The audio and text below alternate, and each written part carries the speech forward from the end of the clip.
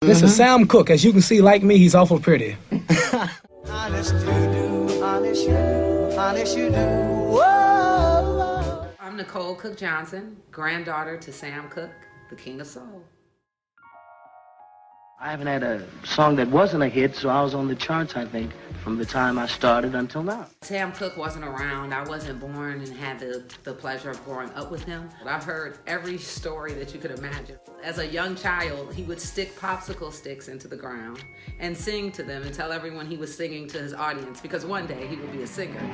All my babies coming home tomorrow. Ain't that good news? Man, ain't that news? My grandfather's impact was unavoidable. Music flows in our blood veins.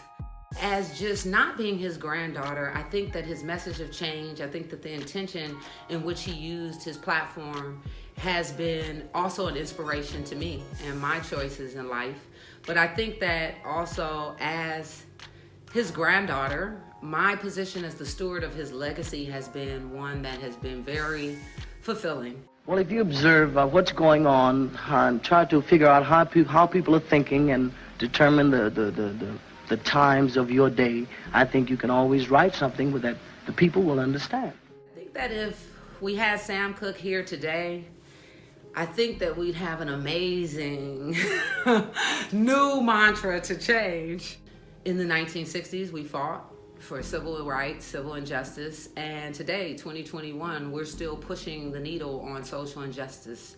And while we have come a long way, we still have a long way to go. What do you hope to do in the future? You're doing different things now, aren't you? Yeah, well, now, Dick, I'm working mostly with other young singers, you know. Wait a minute. Young singers.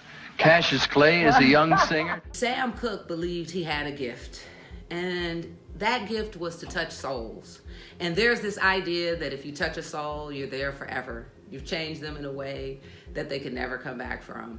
And I think that that's what he did. I remember the night and that beautiful Tennessee waltz.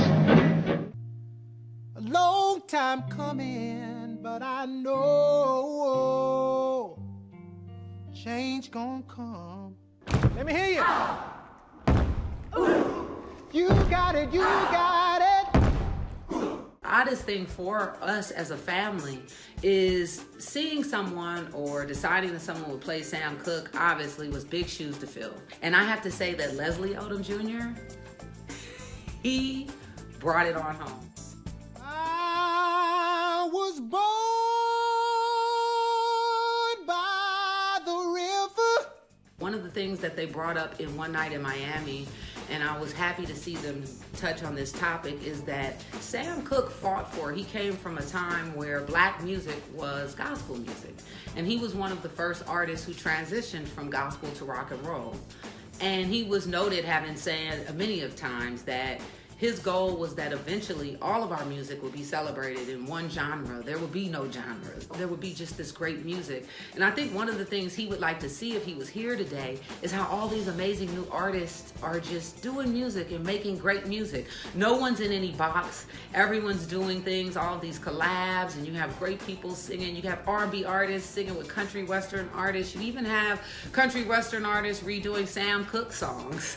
And I think that that was one of the things that he fought for, and to see that happen today in the music business would be a joy to him.